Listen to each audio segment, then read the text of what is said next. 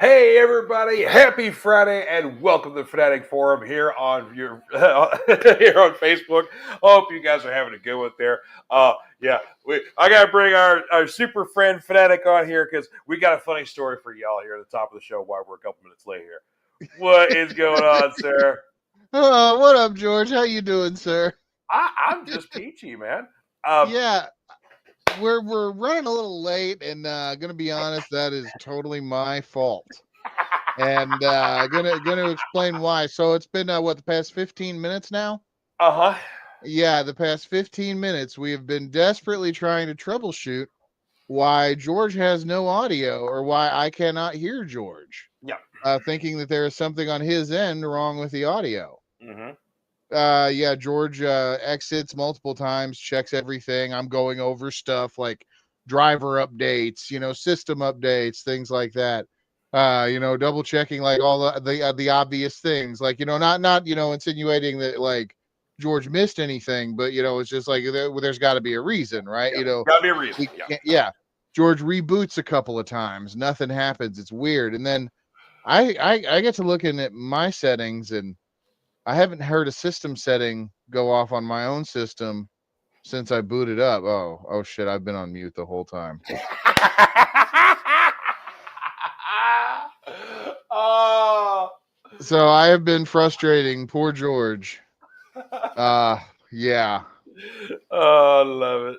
I love I am so it. sorry, man. Oh, you're Wow. good. You're good. That's just too funny of a story to not tell. So, yeah, and of course, I mean, you guys are already running some shenanigans anyway. I mean, of course, last night's episode of the Smokes and Road Beers podcast, Bill's on social media, with a very forlorn statement or whatever else, thinking like you guys are going to end the show or whatever else, and the show starts all forlorn and everything like that, and then it's a complete swerve. And now the only change is that Des is going to be joining the show on a permanent basis, which is really cool. So Des, she's been on the Fanatic Forum before, so yeah. Yeah, Uh, we're gonna have to get her back on here too, because she still never got to discuss fully what she wanted to discuss the oh first yeah, time in regards to the value of her comic book. yes. And yeah, but that's her story to tell, and we will get her back on to talk about it. But yeah, we added Des to the show. Bill put out a video that was Oscar worthy yesterday. Did you actually watch it, or did I you? did, yeah, I did, Yeah, yeah. Basically, yeah. because I didn't see it during the day, but I tuned into your show after it was after you guys had ended, and so after y'all were talking about the video, after the episode was over, I went back and watched the video. So yeah, Okay, yeah. But I mean, Oscar worthy performance on Bill's part. it I really do have was. to say, even the tears at the end, it was like, and then people were like reaching out with genuine concern, and like we both kind of started to feel guilty about it. And then George got, or excuse me, Bill got his ego. I did that last night too. I called him George. Now I'm Oh calling yeah, you, yeah. yeah. Now I'm calling you Bill. But yeah, Bill got an ego about it, and he was like, yeah, but now it's like, yeah, F them hoes, like I got him, blah, blah, blah. It's like, you felt guilty, you turd. I did too. You Yep, made me feel guilty. yep. But no, we got Des on the show. We're excited to have her. It'll be a good fresh perspective to bring her on the Smokes and Road Beers podcast. She's going to be more of a producer capacity as well. Cool. So she will be doing the social media stuff basically that I will not do. Nice. So she'll be taking a load off of Bill's plate, and which kind of makes me like, the only thing I bring to the table is just me, because like it's kind of That's like just here where it's just like I show up, and but that that's means like, that's enough. but see, it's like I feel like I feel like you all are getting somehow shortchanged, Well, I mean, but you come up with topics for the show, and come up with ideas for this one over here. So I'd say your contributions are perfectly welcome, and of course you show up when we do the show, and that's important as well. So I don't have to talk to myself. Um, so no, yeah, I have no complaints, and well, and, thank you. I'm really not that hard on myself about it. I was just no, and Bill's lucky to have you on the show. There you go. Oh well, thank you. There you go. Well, we got a couple of folks tuning in already. Mr. Bradley's in here. What Hello up, to you, good sir. Bradley?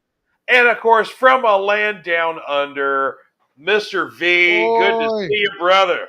throw Yes, another sir. shrimp on the barbie, V. I like how my Australian accent isn't even anywhere near Australian anymore. It's just some kind of weird hodgepodge of It sounds more like noises that I've made with my mouth. it sounds more like Dick Van Dyke or like Oliver or something like that. Can I have some more, please? Oh man. Well, of course, you guys addressed this on Smokes and Road Beers last night, but it was Trailer City this week. We Yeah, had our first trailer for the final season for Stranger Things. yeah, I'm pretty hyped for that. I know the Mrs. Fanatic is a big fan as well. Yep. I believe you're into it, but you're not like super on board with it, if I remember No, no, I love correctly. it. Or No, I love okay, Stranger Things. okay, okay, Yeah, but cool, yeah, I mean, like I remember when we sat down to watch the first season, first episode, and I'm like, okay, this is kind of fun. And then the theme song starts up, and the first, the opening credits. I'm like, oh shit, okay, that's yeah, Carpenter. I'm in. Like as soon as yeah. I heard You the theme song, I'm like, yeah, Yeah, it's like you saw the theme song, saw the font and everything, like the Stephen King font going into it, and it's like, okay, yeah, this is like in like the good era of Stephen King, like Pet yeah, Cemetery and Christine and Dead Zone kind of, yeah, yeah, and it's like, okay, these guys know what they're talking about. And I appreciate Stranger Things because I'm doing a rewatch of it too, right? And oh I'm yeah, actually kind of amazed at how consistent it stayed through season 3 so far. it And is. I know those were all like pretty well filmed, like farther apart than others, but like they've had to address the kids growing up and all that stuff. But like they're still like it still fits together very well. It does. Yeah. But it's like, and they also like still kind of play to the 80s nostalgia, but they don't pander to it, I don't believe. Mm-hmm. Not like in a way that it's like I feel other things that try and do callbacks to former eras pander about it, like I can't think of any examples of. I want to say Ready Player One, but that's really kind of not fair because they were just, yeah, but Yeah, but it does a nice, kind of a love letter to the decade without being super overtly, So right, like the only way they went that way was the season that was in the mall. But it's like, okay, they were at the mall, but it wasn't like that. yeah. Yeah, it was like, it was kind of a sort of thing like that. So It was, I yeah, but even stuff like that where it's like, I know what you're talking about, like where they're walking along and you see the Sam Goody in the background, mhm. like, but it's not like they're like, hey, we need to go stop at the Sam Goody record store to pick up the latest Cyndi Lauper CD. Yeah, who I wants get an Orange Julius, guys? So, yeah, right, yeah, yeah, exactly, yeah, yeah. But I love the release schedule too, because of course, like we know, we're getting like one part of the season coming out in November, and then we're getting the other half of the season on Christmas Day. But then you have to wait till New Year's Day for the finale. It's like that's kind of fun. I like that. yeah. I See, like I hate it. But I hate staggered release schedules anyway. Like Netflix was the pioneer of like the drop it all and binge watch it. Yeah, Like, and it's like I feel like if I'm paying directly for it, I should be able to control how I consume it, and like I understand they want to stretch out their subscription model, and it yeah, makes sense, and it's like I get that, but it yeah. still doesn't mean that I'm not gonna like it. I'm not gonna complain about it. Yeah, so from a business standpoint, I can certainly see why I do. It's like, no, you have to keep your subscription literally until the end of the year if you want to see the finale of this Yeah. thing. So it's like, fair enough, fair enough. I get it. I get Like it. it was like during COVID when HBO Max started releasing all those Warner Brothers movies like that were going to be the theatrical runs like straight Yeah. to Max, and there was that month that was going to be like Godzilla versus Kong, Mortal Kombat, and another movie that was Oh, like, the little things with Denzel Washington and Jared Leto. yeah. They Yeah. actually like delayed. They specifically changed the original release date of those because they didn't want people to be able to just like. There was a brief window of like 7 days where if you were a subscriber, you would get all three of those in like first release movies, and they were like, Yeah. "Oh shit, can't do that." Let's see, already a couple of comments here as well from some of our other friends. Mr. Martin What up? says Ready Player One was okay. I will stay friendly. Not so ideal. Compared to the book, yeah. I mean, the movie was fun. I like the book a little bit better. But of course, Seth, you are not a fan of the book because, I think the book is one of the worst things I've ever read. yeah, and I get that. It's not. It's a lot. I enjoy it more for the nostalgia trip than I do for, I guess, how well the book is written. So I dig. Eh, So I get that. Yeah, and see, I've also heard too that it's like if you've listened to the audiobook, which I believe you did, Hmm. yeah, the narration for an audiobook like can really elevate it. And And Will Wheaton yeah, he was the dude that did the audiobook. yeah, But no, it was he's actually done all three of Ernest Cline's books because he did both Ready Player One, Ready Player Two, and Armada. oh. So Yeah, yes, well, I'm never gonna read any of his anything else the dude ever writes, but no, it's how your thing with comics is you can handle bad writing over bad art, sure. and see, it's like I can't handle bad writing. That's my thing. It's like if the words don't make sense, like there's a sentence structure that drives me bonkers currently that people are trying to use, Yeah. and it involves basically like to me they're just run-on sentences where it'll just be like you'll have a part of a sentence, then a comma, then another like predicate clause to it, comma, another one, period, and then that is the entire sentence that conveys like 8 different thoughts with like so many different like nouns, subjects, and predicates all like thrown in there, Hmm. like in that one sentence that it's like trying to make a rhythm of it in your head. Like you have to hear somebody's voice to do it, and it's like it just doesn't translate well. Like Stephen Graham Jones is like supposed to be this great horror writer, and I cannot get past 5 pages in any of his books Yeah. because he writes like that. It's infuriating. But yeah, and Ernest Cline's prose is very, very juvenile when you look at it. Like I can agree with that. Yeah. yeah, and it's like, and that's not even like taking into consideration like some of it. Like there was a lot of part in the book, especially there were a lot of times when like one character would say something, and then another character would literally, well, actually, and correct them with like an exposition monologue. Yeah. And yeah, it was, yeah, that kind of stuff. But Yeah, yeah, it's definitely very much a nerd kind of paradise or hell, either way you want to look at it. yeah, But yeah, I could certainly see all sides of that. But yeah, I still had fun with it. Armada is basically the last Starfighter, sort of thing like that. But still very much enjoy those. But yeah, I've read the books themselves, but yeah, the audiobook versions. I mean, it's there's a lot to be said for a spoken word storyteller can basically change that. And sometimes, an actor's performance can elevate a bad script. And in this case, a vocal performance can elevate a bad book. There you go. yes. And I will actually take this opportunity to plug another project of a certain Mike Nelson of Mystery Science Theater fame. Oh, He did a podcast called 372 Pages We'll Never Get Back. And it's him, and it's I believe it's the head writer of Riff Tracks. But they do a podcast where they're like, I think they've done several books at this point, but the first book they did was Ready Player One. And they go through and read it like on a chapter by chapter basis. And of course it's Mike Nelson, right? And like yeah.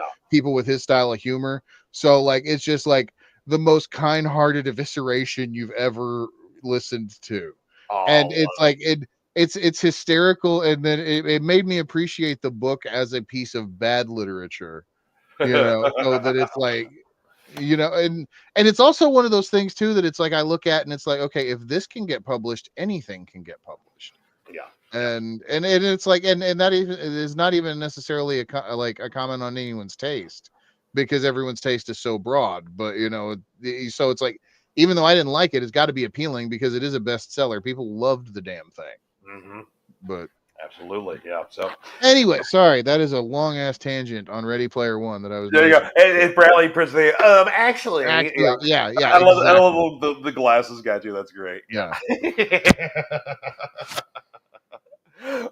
Well, just a quick programming note before we get started on anything here. We'll be off next week because I haven't got to tell you this yet, sir. But of course, each year I have a date day with my niece and my nephew separately. We take them out and just spoil the crap out of them, all that stuff. And so next weekend, my nephew Harrison and I and Michelle, we're going to go see Fantastic Four and have dinner.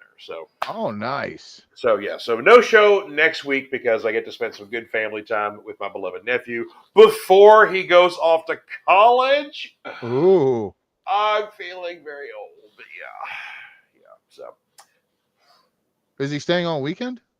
no. We're just gonna have dinner and and see the movie. Basically, because we're gonna probably go to your neck of the woods because see the movie in Jeffersonville. Yeah. Yeah. No, So. I was just asking because you already had plans on Saturday night. Oh no. Yeah. Plans Yeah. on Saturday night are still intact. No, we're just Yeah. hanging out on Friday. So yeah. Okay. I No. like how I'm trying to dictate your time with your nephew. Like, it's like your nephew's life changing events are not as important as our Dungeons and Dragons game. No. Yeah. No. Game night. Yeah, game night next Saturday is still intact, and no worries. Oh, and Martin says 700 plus pages. Imagine all the trees that died for it. Can someone please call the World Wildlife Foundation? Oh no, not 700, 372. Yeah, so Either way, 372, 700, 6 of one, half dozen the other. yeah. Yeah, there are some books, man, like No, George, you do not feel very old. You are very old. Well, I'm nearly 50, so there you go. Yeah. Look, let's just put it this way. We've decided, like, our collective friend group, the Horsemen, we've decided that we're going to go see the Sword in Indianapolis. Indeed. In October. And we've also decided that means that it's time to train, and so that we can actually stand long enough during the entire show and not be a bunch of old crippled men hobbling out. Just Advil up before the show, comfortable footwear, lots of stretching in between sets, perhaps. Lots of water. We're getting a new pair of Dr. Scholl's like 2 days before, right? So that it's like I can wear them and get them good and broken, right? Beforehand, then we're gonna do the ibuprofen. And then, and it's, of course, then there's the stretching, of course, Stretching, yes. And all this. And then, of course, there's going to be like the rigorous training that I do ahead of time, where it's like I just stand in my living room for attempting longer and longer stretches until I'm just being weird and standing there for 5 hours at a time and freaking my dogs out. But still, I can't wait though, because they're doing the anniversary tour for the Warp Riders record, and so they're going to play that in its entirety. Which, yes, so yeah, love it. Three witches. Night City is my jam. That's yeah, that's the one. It's an amazing record all around. Yeah, absolutely. Yeah, so. But I love it. It's like, this is when they decided, like, okay, so we're gonna not do a Conan record anymore, so we're not gonna do Robert E. Howard, but we're basically gonna do like a John Carter Mars record for our third album. So it's like, yeah, all right, okay, I like it. All right, well, let's talk some comics before we talk about some Superman here. Of course, because we got a lot to talk about with Superman, with basically our thoughts on it. Of course, you said, we briefly talked about our reviews in person last weekend when we saw each other. We're like, all right, let's save this for the podcast. Right, yeah. We specifically did not speak at length about it. Yes, because you said you got a couple of gripes about it, but we talked about it. So, well, I got a couple of Marvel selections and then some indie stuff to talk about here. So, no DC? No DC this week, even though Absolute Batman #10 was really good. Bane is torturing Batman in ways that, like, most comic books don't go. So it's like, this is some, it's cool stuff. But but we had a couple of monumental things come through and some bigger stuff. So I was like, let's talk about that here. So first and foremost, since we had our series of one-shots of Godzilla versus individual heroes or teams or whatever else, well, now Jerry Duggan has got a 6-issue miniseries, Godzilla Destroys the Marvel Universe. Oh, damn. Yeah, he's taking on everybody in this one. This is a nice wraparound cover for the main cover. And we're 100% sold out of Godzilla, of this one at the shop. We're trying to order some more covers. But like the main cover, that's all gone, but hopefully get some more variant covers here. But interesting start to this one. Like, whether or not, because of course this isn't really connected to current continuity or anything like that. Right. But we maybe lost some major players in the first issue. So I'm not sure if they're entirely dead, if they're all dead, or maybe they're just displaced. But either way, we lose some heavy hitters in the first issue. And a couple of also heavy hitters that we don't get killed. Let's put it this way: Thor gets bitch slapped. into space. Oh, dang. Yeah. So, yeah, and of course, there's also a little bit of a connection with some vibranium. Basically, apparently there's some kind of like vibranium can grow or be made in other places, but it's kind of unstable and not like real vibranium. So it has like different energy signature and does stuff like that. And somehow Mole Man got some of this and possibly may have awakened Godzilla, who was asleep maybe a little bit lower than where Mole Man was hanging out. And so that kind of caused all this trouble here. So, Yeah. yeah. But anyway, a very interesting start to the first episode there, or first issue. So we'll see where it goes from there. And then we have the conclusion to Predator versus Spider-Man. This was such an awesome series because, of course, you've got there's a Predator that calls itself Skinner.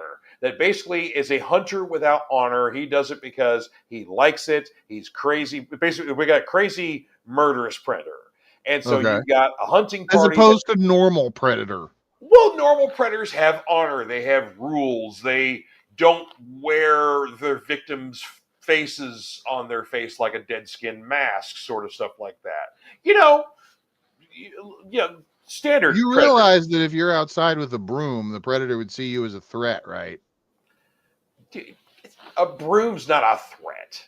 The Predator will see it as a weapon and will still kill you. That's the thing. The Predator's still a movie monster. Just because we made it cool. Yeah.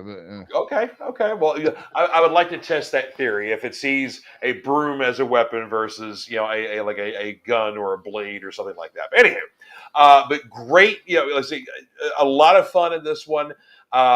Gives very much Predator 2 energy on this one, and of course, enter in Kraven the Hunter as well. Yeah, you can't go wrong. This was a shitload of fun. Really, really, really enjoyed this one. And then mostly indie stuff to talk about. I got 3 really good things to talk about, and then one not so good that I was kind of looking forward to and was very disappointed. But we'll talk about that one last. One thing definitely want to talk about here from Distillery Comics. Finally, the conclusion to the Blood Brothers Mother issue 4 came out here.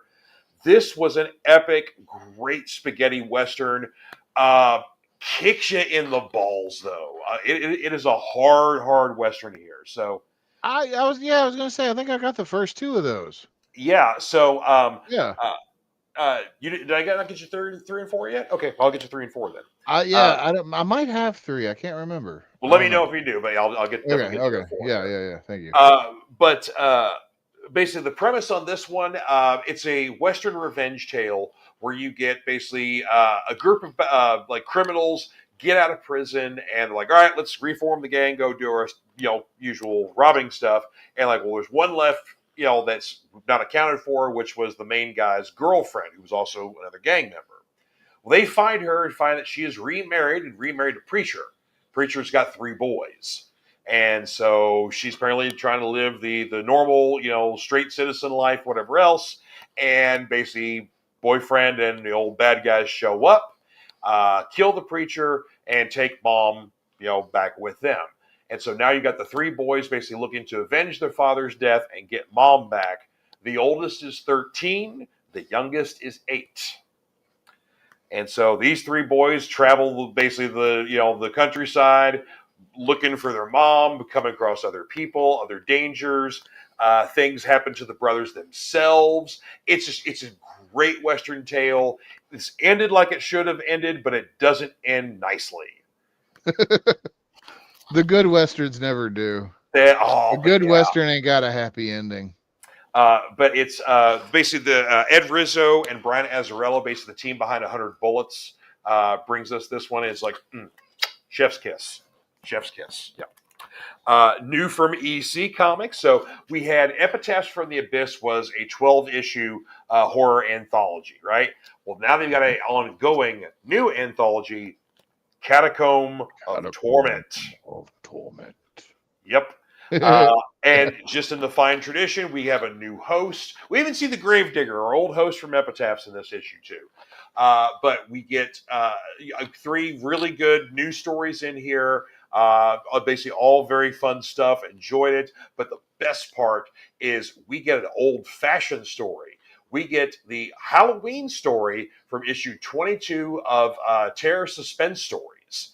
So we get some old school 1950s EC. Ooh. Yeah, basically of children in an orphanage, basically where they've got a headmistress that treats them well, but the head minister in charge of the place that runs the money does not treat them well. And well, let's just say he gets his just desserts in the end. But yeah, I love when the new EC stuff reprints old stuff. Like they did it in Shiver Suspense Stories, which came around Christmas time last year. There was an old EC story in that one. So this is the second time they've done that. I hope they keep it coming. Yeah. So, yeah. See, that was what I grew up with the old DC stuff. Was they weren't the originals, but they were the 90s reprints. Yeah. reprints. Yeah, because it Oh, was like I found a crap load of them in a dollar bin or a quarter. No, they wasn't a dollar bin then; it was a quarter bin. Wow, I'm an old man. wow. Yeah. All the days. But yeah, I know Yeah. that's the reprints are fun too. So Yeah. Oh yeah. yeah. Yeah. Don't turn down a good reprint. Heck no. Heck Yes, no. absolutely. Yeah, Dead Skin Mask, yes, very good Slayer record. Wish the Crypt Keeper could return as a host for a comic based on the show. Well, see, that's the thing is that, Oni bought the rights to the EC brand, so they own Tales from the Crypt and the Crypt Keeper and all that kind of stuff. So why they decided to do new stuff as opposed to bring some of the old names back, I don't know. I think they maybe kind of wanted to go in a new direction themselves. They didn't want to necessarily like rest their laurels on the work of the past. It's like, oh, we're going to do a Tales from the Crypt that's not as good as the old Tales from the Crypt or anything like that. Damages the legacy. So I can kind of see some reasoning why they didn't use the old names. But I do like reprinting the old stories. That's really cool. Yeah. But what we do need is for HBO to get off their butts and release the Tales from the Crypt TV show via streaming. Because right now, that show is not available in streaming. Yeah, you can only find it on DVD sets. Mm-hmm. And and be wary if you're trying to buy it on eBay because most DVD sets on eBay are bootleg. I'm just telling you. Yep. Well, if you're cool with it, you're cool with it. But yeah, just be wary that you are getting a bootleg product, and you can tell because they're almost always a single layer disc.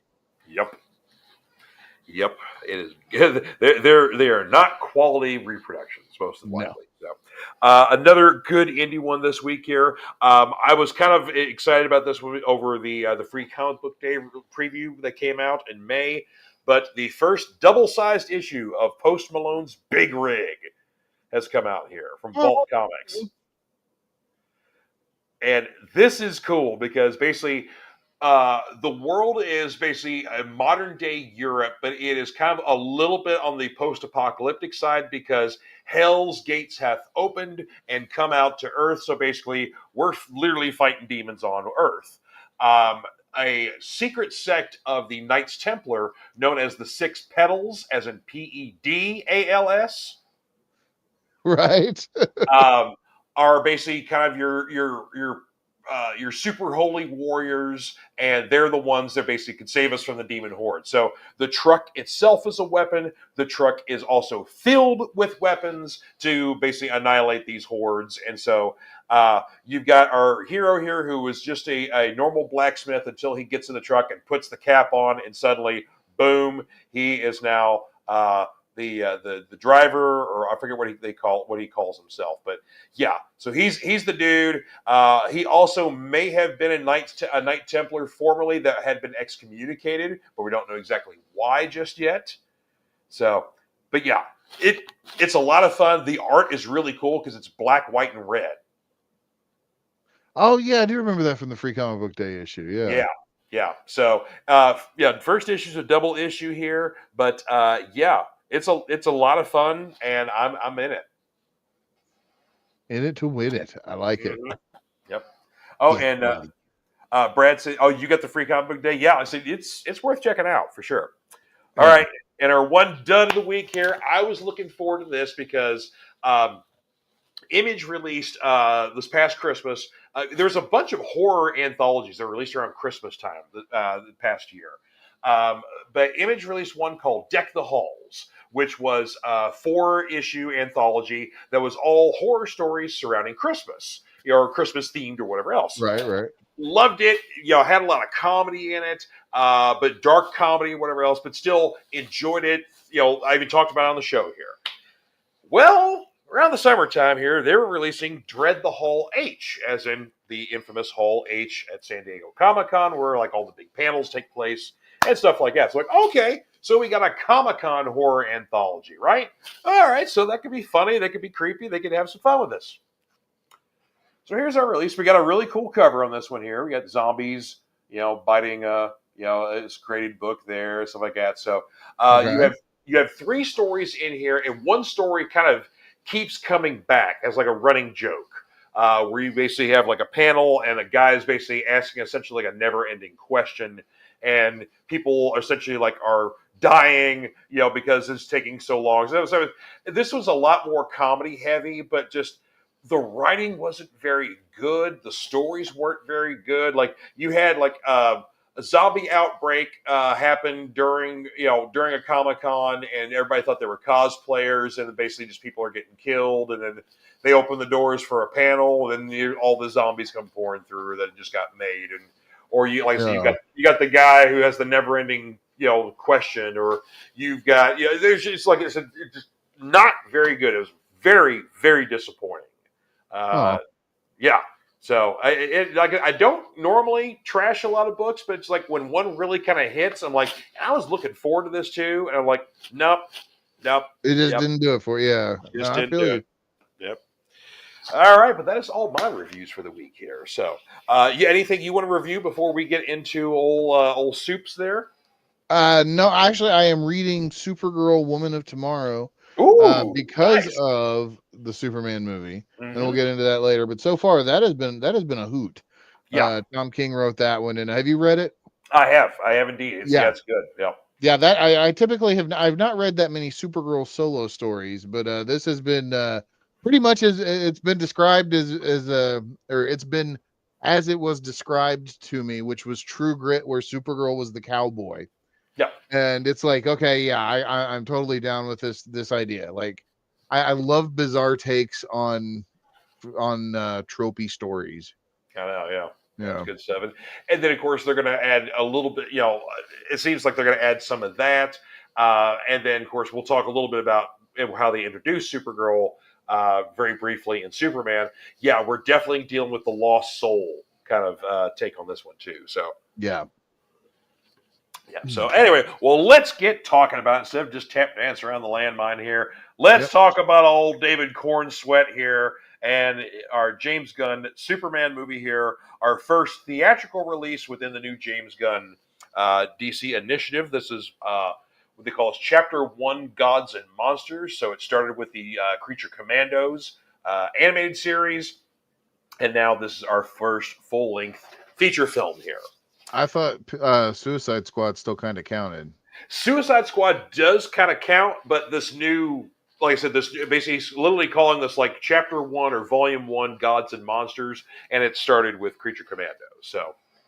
But Okay. yes, but Suicide Squad, his Suicide Squad does count within this world, and then apparently season 2 of Peacemaker is going to kind of make peace, for lack of a better term, with basically kind of the inconsistencies from season 1, where he's still in the Snyderverse, to where he is now, where he's not in the Snyderverse, he's in this verse. So. Oh. But yeah, but of this new James Gunn initiative of stuff like that, yeah, he's got this thing chaptered out, and so yeah, we're in the Gods and Monsters, and so there you go. We started with monsters, and then our first feature film is with a god, and then Peacemaker season 2 is our next portion in this, and I think that's all we get this year, and then of course, was it June of next year will be Supergirl, so. Mm-hmm. Yeah, so, but yeah, like I say, he kind of has like a 10-year, when James kind of initially took things over, made the announcement, and then he's kind of, so he gave this announcement of his projects he wanted to do. He has kind of like a 10-year plan going here. So basically the first part of this plan, like I said, it was kind of, either reintroducing, established characters like Superman, or giving, proper stages to underutilized characters like Supergirl, or introducing, new characters like the Creature Commandos or Booster Gold coming up, things like that. So Right. and of course, like his Brave and the Bold movie is going to be, introducing us to a new Batman. That's the patents and stuff exist in its own world, but there's going to be a Batman within the James Gunn world. But more importantly, Damian Wayne will be introduced in the Brave and the Bold as a Robin. So yeah, I'm be very happy to see Damian on film for the first time. I hate being the guy. Like, I don't know why, but like Damien bothers me. Like, Oh, just he's a little shithead, but that's what I love about him. well, no, his whole existence. Like, I'm like, it used to drive me nuts that like my parents were like, no, that like I was trying to explain the whole idea of like the three Robins, like Tim Drake, Dick Grayson, and Jason Todd, and Mm-hmm. like the line of succession and all that. And they're like, no. Batman only had one Robin, and it was Dick Grayson. They would not accept the idea that, like the mantle carried on, because their whole thing was Batman never changed anyway. So, why would his sidekicks, right? And it's like I kind of see that, but it's like I feel that way about Damien. Like, it pisses me off that Damien exists, because then Tim Drake gets the shaft, and Tim was awesome, right? Well, I And mean, then Tim doesn't necessarily get the shaft because that's the thing is like there have been a lot of times where Damien's off doing his own thing, and so uh, Tim, is in there. But like Tim's kind of just, you know, he's not necessarily in the periphery, but he's doing his own thing, and he's still Robin. And whereas Damien is also a Robin, but he has an entirely different color scheme. So basically, it's very easy to tell them apart. Also, Tim Drake is probably about a foot taller than Damien too. oh So right, yeah, no, I mean I know all that, but yeah, yeah, I'm but just I know, yeah. yeah, it's But just yeah, I'm but yeah, just no, I'm a big fan of Tim Drake too. When it comes to the original three Robins, he's my favorite. But yeah, I friggin' love Damien because he's just a little shithead. He's good at what he does. Basically, he doesn't have the rules that his father does. So like, he abides by the no killing, but he just really wants to murder. So right, yeah. so yeah, but no, I like Damien, but it's kind of like a love to hate him sort of thing like that. But anyway, enough of this Batman talk. Let's talk Superman. All right, so Yes. first off, Spoilers, by the way. yes, we are going to spoil the hell out of this. If you guys have not seen the movie, I'm sorry, but yeah, we're going to spoil this all over the place. But yeah, if you haven't, go see it. It is wonderful. So yeah, my initial reaction, had a lot of fun with it. Yeah, it doesn't really have a lot of slow parts in it. It's well paced. I thought. Yeah, it's very well paced. There was not a slow part. I did manage to go sneak to the restroom at like the only part I think I probably could have done it, and that was when he flubs up the "I love you" line. Oh yeah, okay, yeah, And so it's like I picked that up in context later. That was what I missed, but it was like, yeah. okay, well, good. But no, Well, it was he says I love you, and then Lois doesn't say anything back. But then later she's like, oh yeah, I love you too. Yeah, yeah. right. Yeah. But yeah, so as a Superman movie, I'm just gonna say that I think probably it is probably. I don't know if it's my favorite over the original Superman with Christopher Reeve, but it's definitely, as far as a Superman film goes, it is up. It's at least tied with that. Yeah.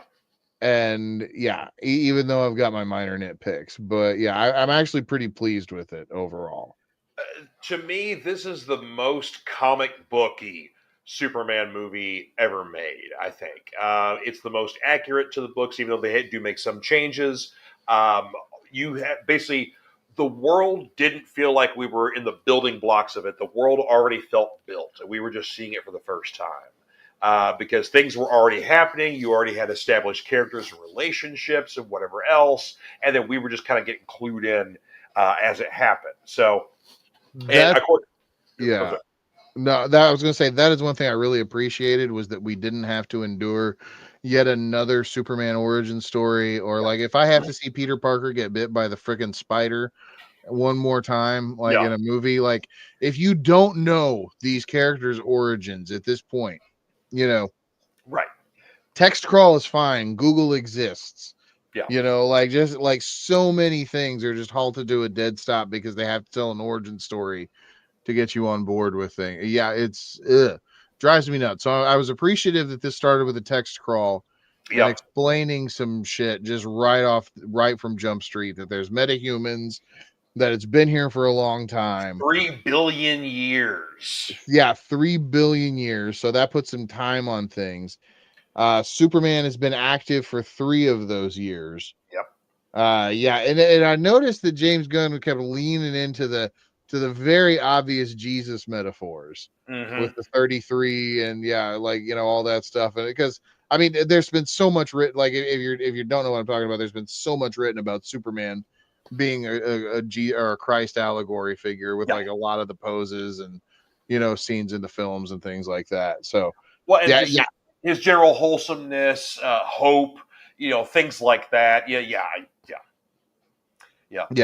and of course, basically created by two Jewish men, essentially as a an allegory for like what we want somebody to start kicking some kicking some bad guy butt because we've had enough of our butts getting kicked to this whole World War thing going on. So you know what? Why don't we kick back?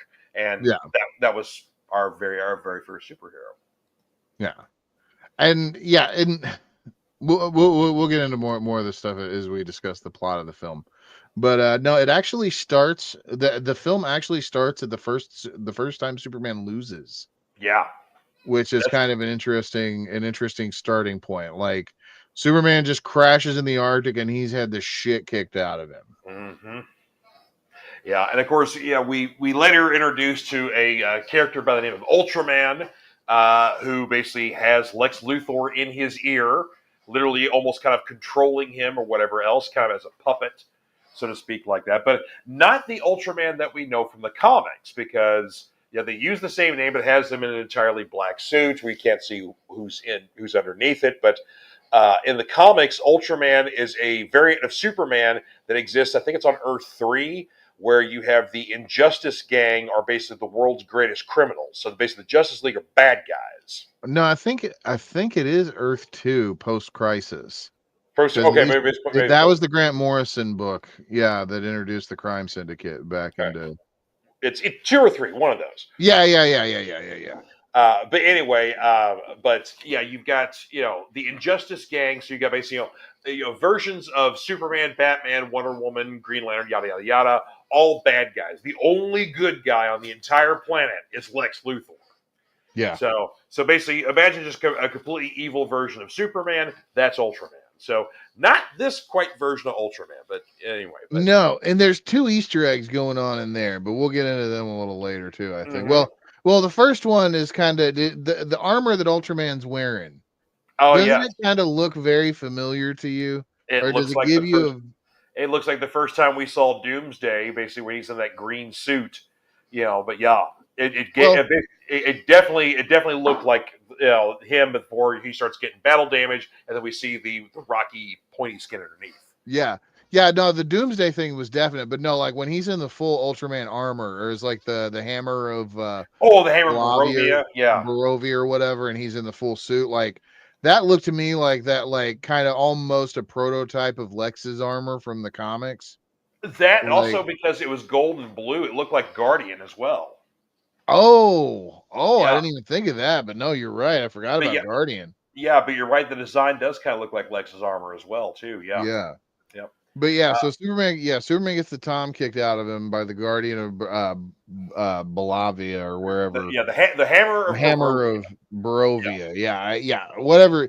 The fictional countries' names in the DC universe are bizarre. And I do appreciate James Gunn actually just outright saying like real cities don't exist Yeah. in the DC film universe. Like there is no New York, there's Gotham. hmm There's Metropolis, it's like Yep. Coast City is in California or it's Central City can't all that stuff. hmm Where was I going with that? I lost my train of thought. You talking about the Hammer Barovia and Oh getting his tail kicked yeah. in? He's Yeah. he's getting his ass kicked by the Hammer of Barovia, and then of course he goes to the Fortress of Solitude, gets recharged, and of course we see Crypto for the first time, hmm and Crypto is I was skeptical on Crypto from the trailer. I believe they touched him up a little bit. He looks a lot better Yeah. than he did in the trailer. I believe looks more like hmm a real dog, which Yeah. I'm glad. And yeah, Crypto is the best boy.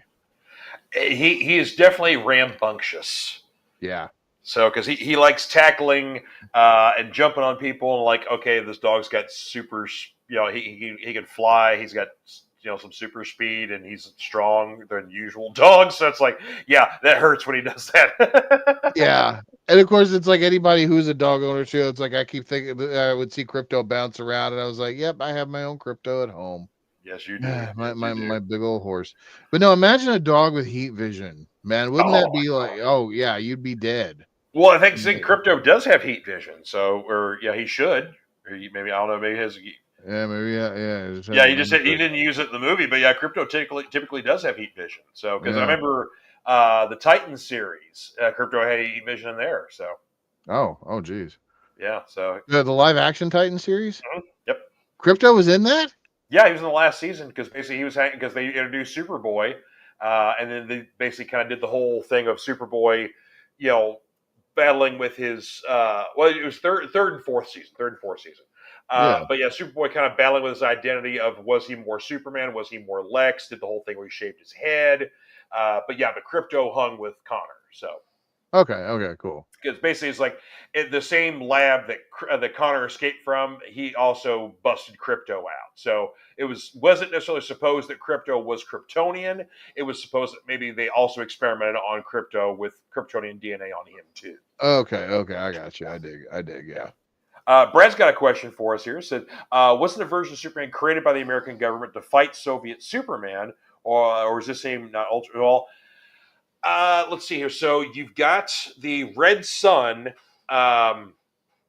version of Superman, which I think they call him. I think they still stuck with Superman.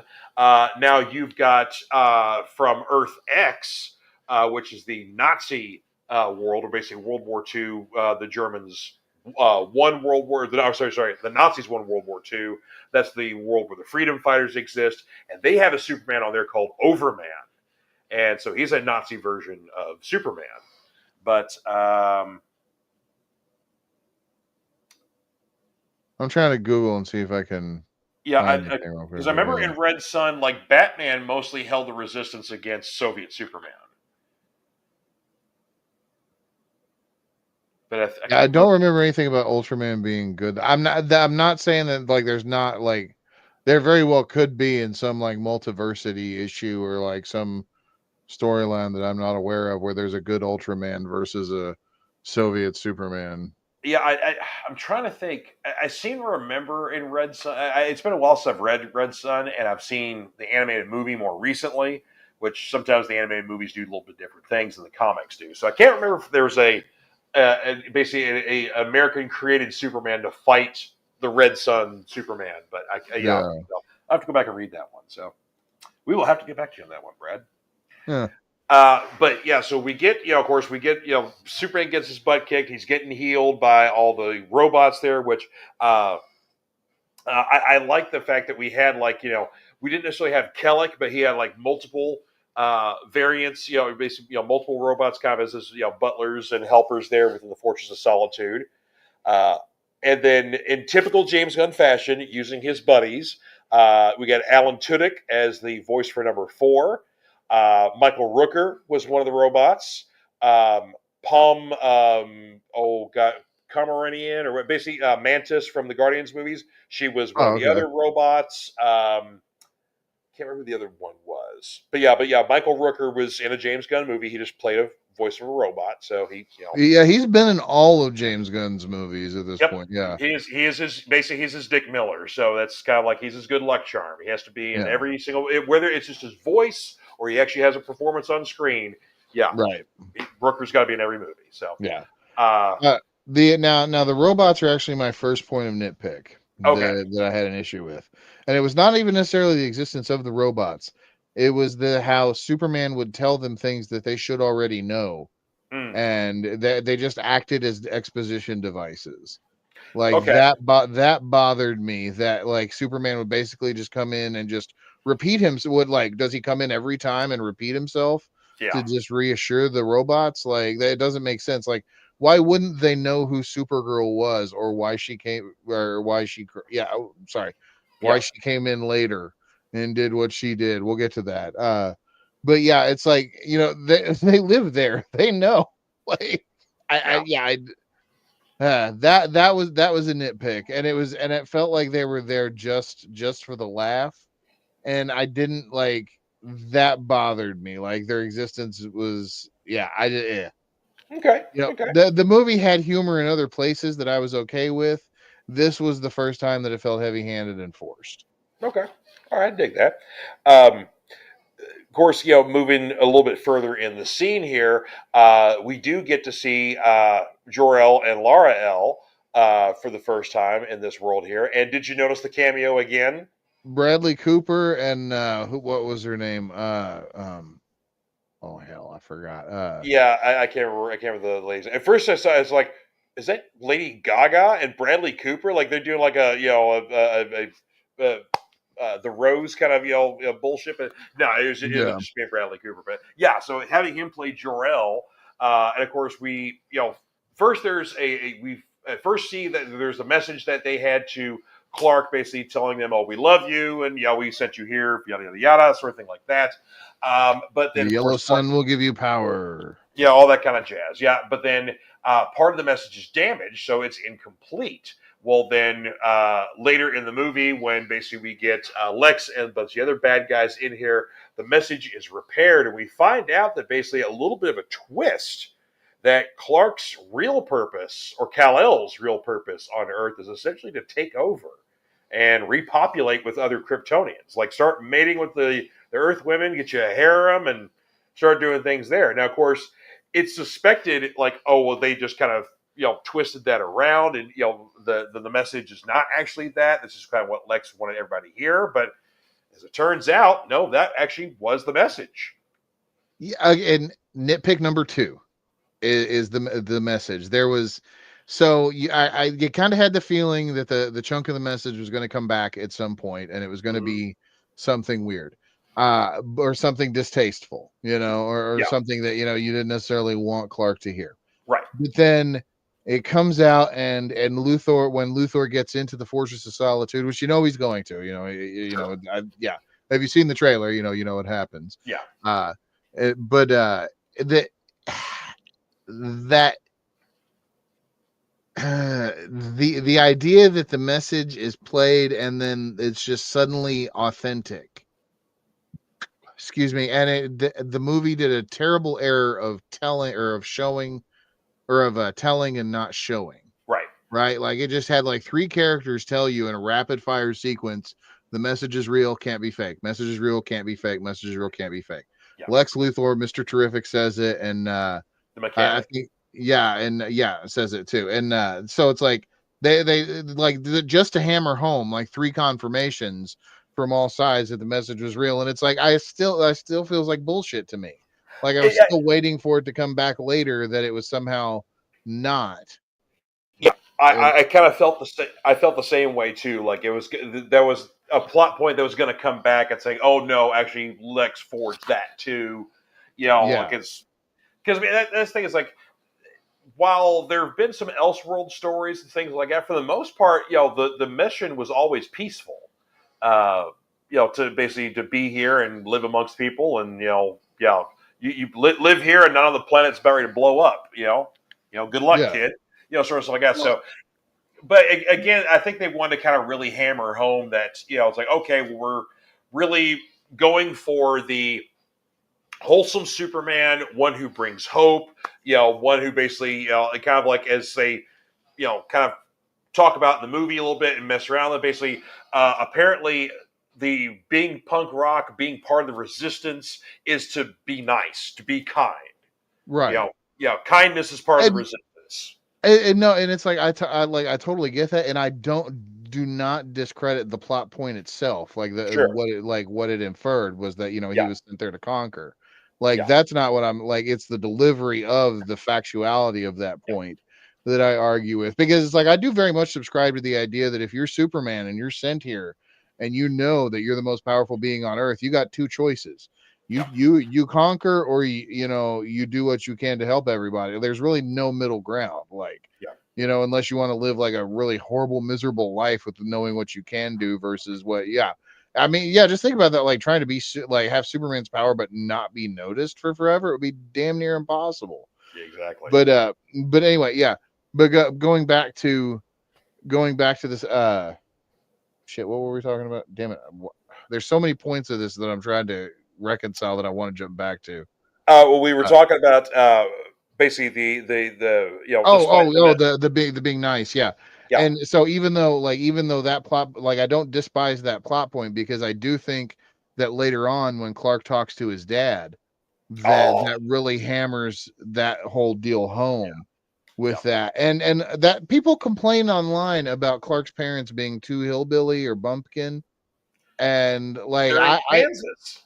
Yeah, well, it's they're in Kansas, and it's like I do think that they were pretty, like, almost stereotypically redneck, but in a way that I recognize because I live in the middle of redneck territory, yeah, you know. But I do like the idea that, it is the white hillbilly that taught Clark, the that couple taught Clark, what it is to treat people with kindness. yeah. So it's like, and it goes along with the whole message of the movie that, everybody's trying to be human, well, except for Lex Luthor, Right. which, yeah, it's Yeah, and let's talk about Lex for a bit here. yes, Because of course this is, I think, probably one of the for as far as film goes, probably our most comic accurate Lex, uh, because he's the criminal genius. He's always one or two steps ahead of things until he isn't, and then when he isn't, he throws a tantrum and he rages out and throws things, break things, screams at people, whatever the case may be. Um, and so I like that aspect of Lex, where basically, like, basically once he knows he's beaten, he loses his shit. yeah. Um, and so I really enjoy Nick Holt's performance. I think, with all due respect to Gene Hackman, I think this may be our best Lex, just because I think just the way he got the performance, the way his delivery and things like that. It's like, yeah, I want to see more of this Lex. I really do. I'm gonna ask though, are you forgetting the underrated John Cryer's Lex No, no, Luthor? that's why I specified film and not television. because Okay, because fair. John Cryer on television, yes, on TV he is our best Lex, but in Yeah, film we've had Hackman, we've had Kevin Spacey, we've Stacy. had we've had oh shit, who Oh, was the Jesse Eisenberg. Eisenberg Yeah. worst, and this is next to Kevin Spacey who probably raped people, you know, yeah. Jesse Eisenberg was a terrible Lex Luthor. He was my least favorite, next to the Flash, my least favorite part of the Snyderverse. Really? I hated the Flash, even from his first instance in Justice League, even before all of his real life shenanigans, wherever Oh, else. no. Yeah, screw the Flash. The Flash sucked. But no, yeah, But yeah. Lex Luthor was my least favorite part of the Snyderverse. I just didn't like Eisenberg's delivery. I'm not a fan of his acting style. Period. I like him in Zombieland. And okay, I like him in Zombieland. But that's like, but fair. That's fair. I can see how, like, no, his performance was very erratic, but it's like I liked it. Like, just I liked it because it was like he knew that he was young and he knew that people were underestimating him, and he mhm. very much enjoyed overplaying his hand. And it's like that was a kind of diabolicalness to that Lex that I enjoy. I'm a Snyderverse fan, though. I do have to say, I'm not a You are. Snyder bro. I have to say that, but it's like I am a Snyderverse fan. And The hat, there are parts of the Snyderverse I do appreciate. I'm not a huge yeah, fan of the Snyderverse, but there are parts of it I do appreciate. Yeah, no, and I can dig that. yeah. And Hackman, yeah, Hackman was a Lex Luthor. He was I actually, mean, honestly, like, I don't even think that he was probably the best parts of those Superman movies. Like, he was just kind of there to move the plot to me.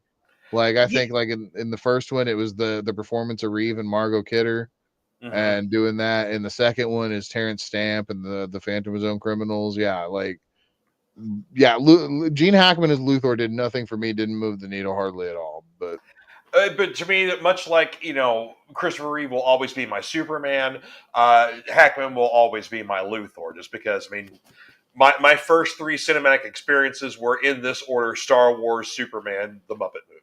So Fair. No, yeah, I can do that. Superman '78 is always going to have a soft spot in my heart. So Yeah. uh, but I like I said, I really, really like Nick Holt's performance. I mean, I like him as an actor. Period. I've liked him in tons of stuff that he's been in. So yeah, I really enjoyed him as Lex, and I want to see a lot more on this one. Yeah, his Lex was villainous in a fun way Mm-hmm. that like you wanted to see him, but you still knew that he was the bad guy.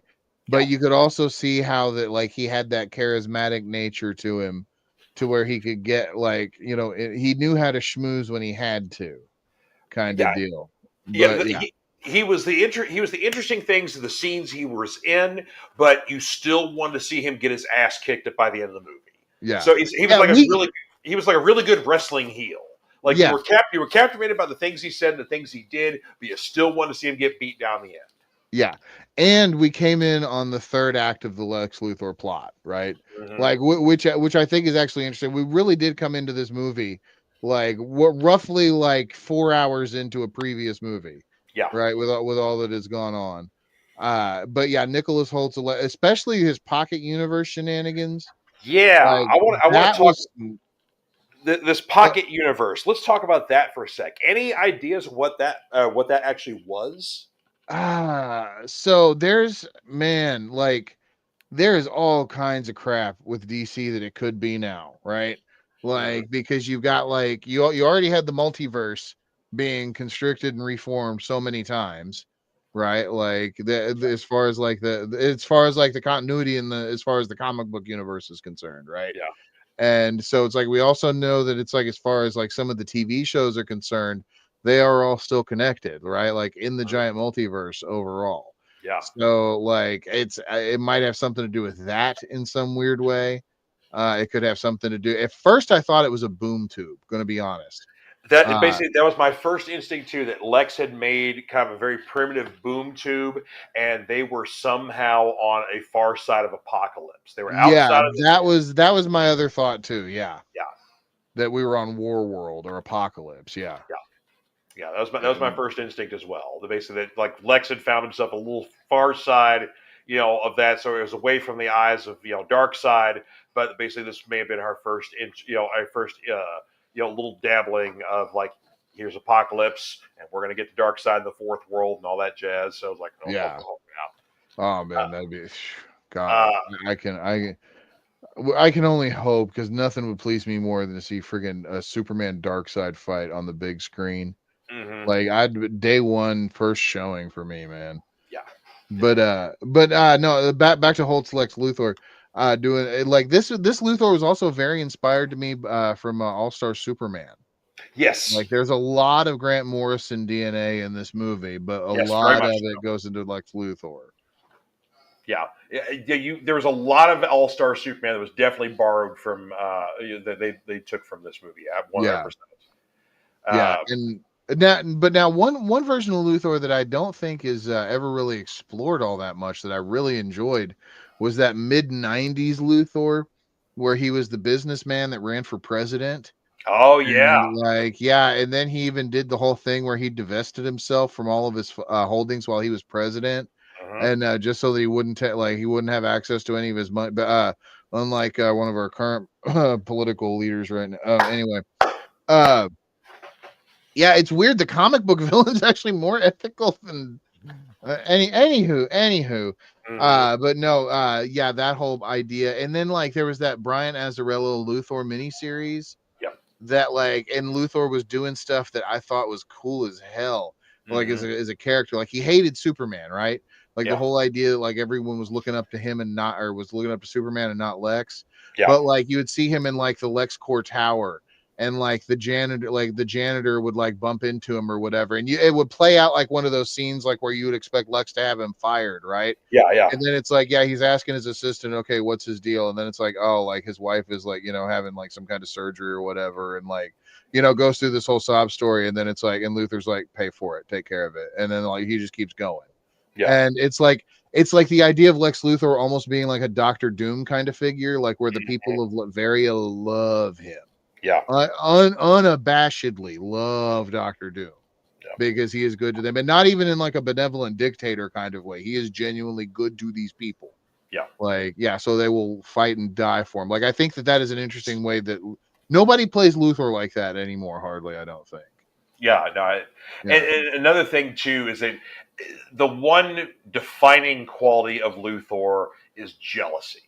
He is just Yes. 100% jealous of the fact that the world is enamored with this alien and they are not enamored with him.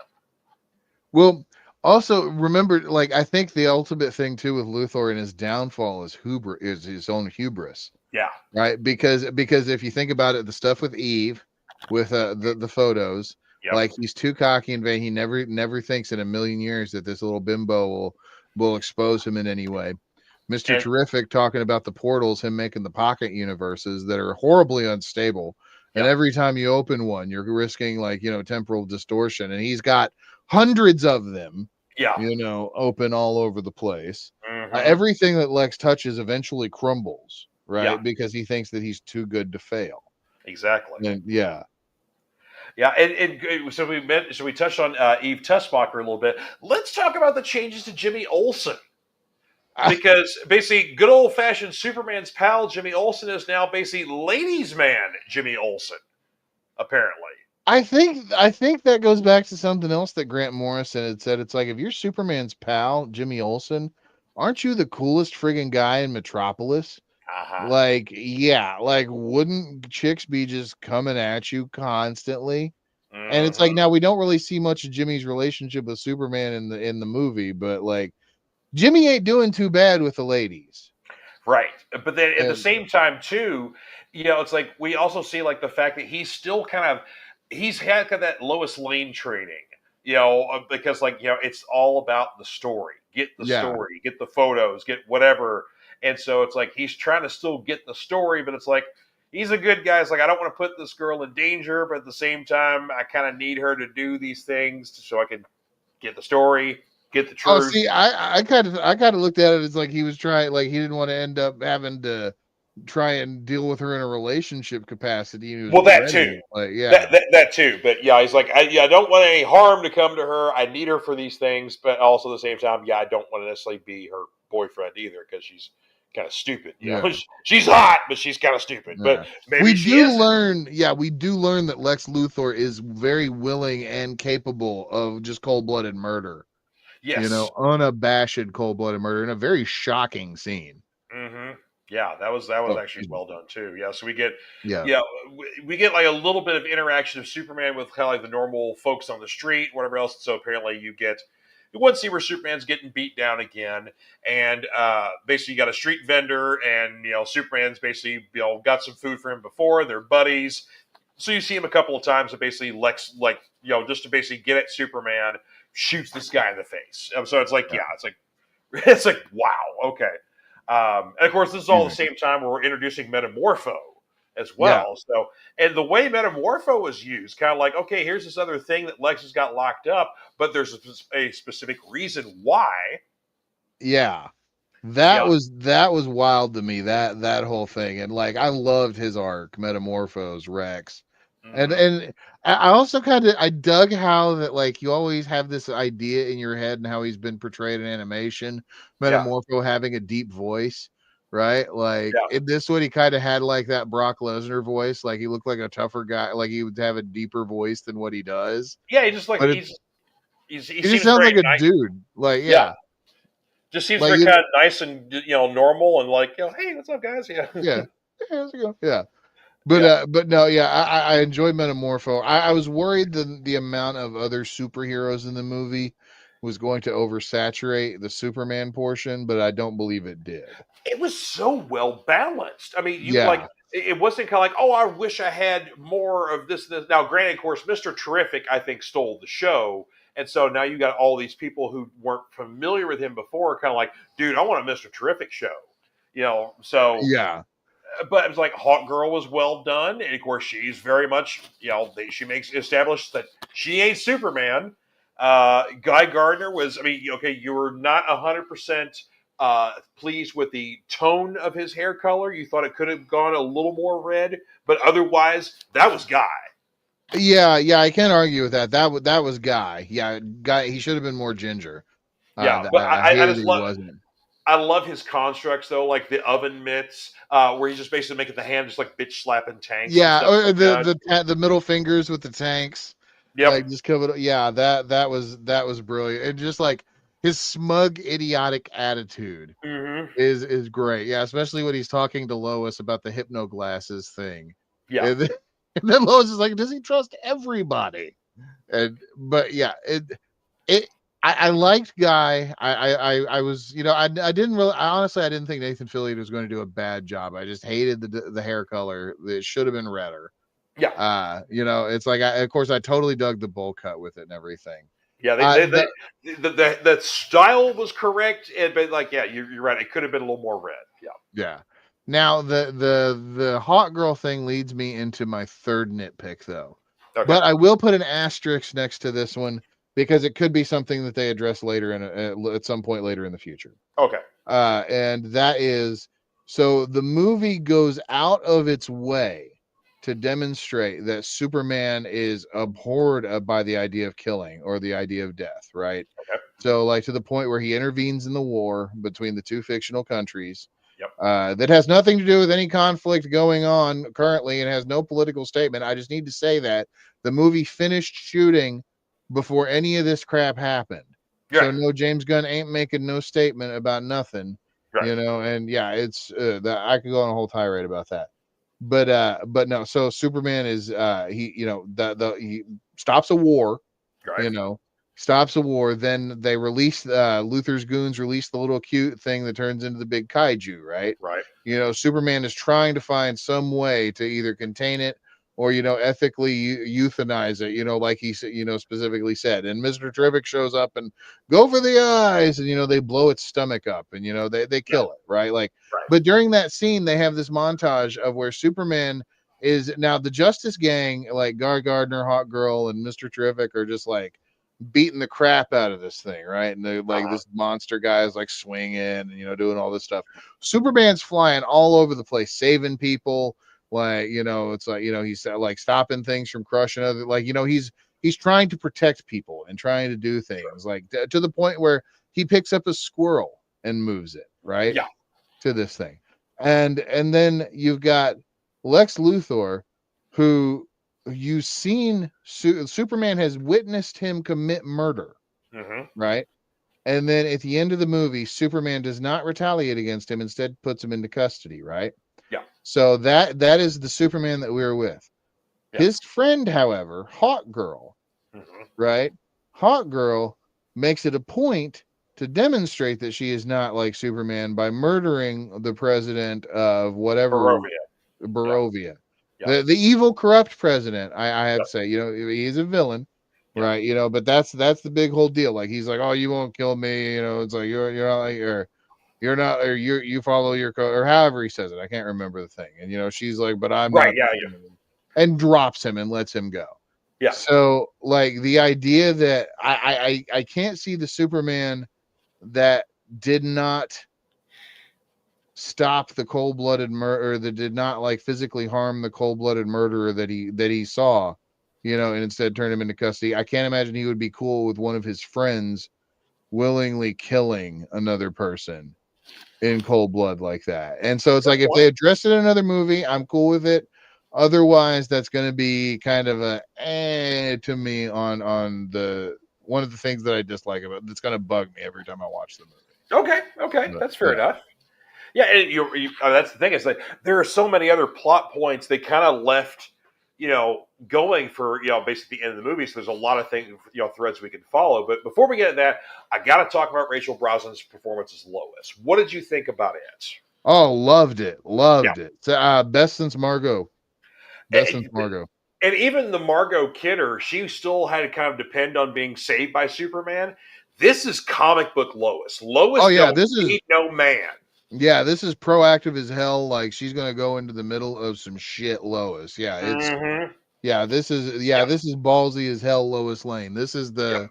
This is the Lois Lane that Clark Kent fell in love with. Yeah. Yeah, yeah. So this is, I think, my with again with due respect to Margot, I think this is my favorite version of Lois, just because it's it's the most comic book accurate. Where it's like, yeah, she's the good writer and she's a firecracker kind of thing like that, but yeah, it's like she's not waiting for Superman to save her. Like she's going out in the field doing stuff, looking for the truth, looking for the story. Or Yeah. getting whatever she can to get the story, even if she has to go into a alternate dimension with Right. some Yeah. dude with a T painted on his face. It's like, yeah, okay, let's go do this too. The garage door gag was great though. Oh yeah, The yeah. Yeah. So at one point, Lois goes to the Justice Gang because that's who Mr. Terrific, Guy Gardner, and Hot Girl are, and they're funded by Maxwell Lord, but they're called unofficially the Justice Gang, as Guy Gardner keeps trying to yeah. name them as They haven't come Cleveland. up with an official name yet, but Guy Gardner keeps with the Justice Gang. The media's kind of latched on to Justice Gang, but yeah, Mister Terrific hates the name. Yeah.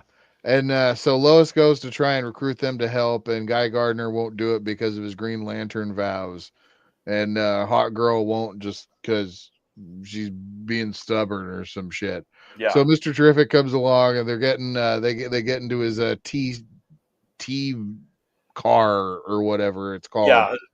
I want to call it the what's the name of Night Owls thing from Oh, the Watchmen? it was Uh, Artie was what he Artie, called it. yeah, I Yeah, want but to. like the owl ship or something like that. But yeah, Yeah, yeah, because that's what kind of what it made immediately made me think yes, of. it totally looked like the owl ship. Yeah, Yeah, but no, as they're waiting for it, the garage door is just going up excruciatingly slow, yeah. and then it's like we're all kind of waiting, and it's like the people I'm watching it with, like they're just kind of like okay, like because they watch it for like an uncomfortably long period of time, Yeah. just long enough to make you think that it's like this is just bad editing, and Lois comes up with like.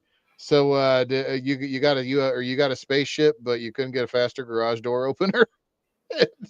Just tell like the humor like that I'm fine with. It's like that kind of stuff works because it was it wasn't sporadic through the thing. The movie shifted tone a lot in a It good really way. did. Like Yeah. yeah, It would it get had dark. It would hard get yeah, yeah, very it had hard, dark parts, and then you get funny and lighthearted stuff again too. yeah, Yeah, absolutely. very good character pieces with it. Everybody got to really kind of demonstrate who their character was, I feel, with a very short amount of time. Yeah, I agree. Yeah, the trying to think of what else. Let's talk Supergirl real quick too. Well, before we talk Supergirl, gotta give a little bit of mention to the mechanic because the mechanic is our very first ever Wildstorm character who has made it to film Oh yeah, or because she was originally in the Authority, uh, yeah, as part of that book, and then basically basically when DC purchased Wildstorm and Jim Lee became editor in chief, all the Wildstorm stuff that he created, including Wildcats, the Authority, a lot of other stuff, right, all became part of the DC world now. So basically, the mechanic is a DC character. And basically, that's very much. I mean, in the comics, she has much more of a metallic appearance, so she doesn't have as much of a human look to her. But whatever. yeah. We But no, basically I thought that she looked fantastic, yes, and and well yeah, done. Where basically she's filled with nanites, and basically she can form shapes and do things and whatever else, but she's hardly human anymore. So, yeah. She even but yeah, says at one point that she gave away so much of her humanity to yeah, stop Superman, and that's an underlying point of the movie too, is humanity. yes, And like Lex Luthor really doesn't have any and doesn't understand it. yeah. The mechanic gives hers up. Ultraman is should we talk about him real quick too before we talk about Superman? Let's talk about Ultraman. Yeah, so Ultraman, like George was saying at one point too, like the armor gets knocked off of him and he's looking like Doomsday, like Hmm. standing there, like very much invoking that vibe. Yeah, And then when you actually see it, no, it's like it's a clone of Kal-El, of Superman. yep. And And we're not talking like a Bizarro sort of clone. It's basically like his hair is a little longer. He's a little more unkempt. But this is basically like Lex trying to clone Superman. So this kind of purports to Connor Kent, that version of Superboy, which basically is a clone of Lex and Superman. But then when basically Superman and Ultraman are fighting and Ultraman gets tossed into the black hole, I'm like, are we going to come back as Bizarro, maybe? See, that's what I'm wondering too. Yeah, are we going to come back as Bizarro? Are we going to come back as Doom? What are we going to come back as?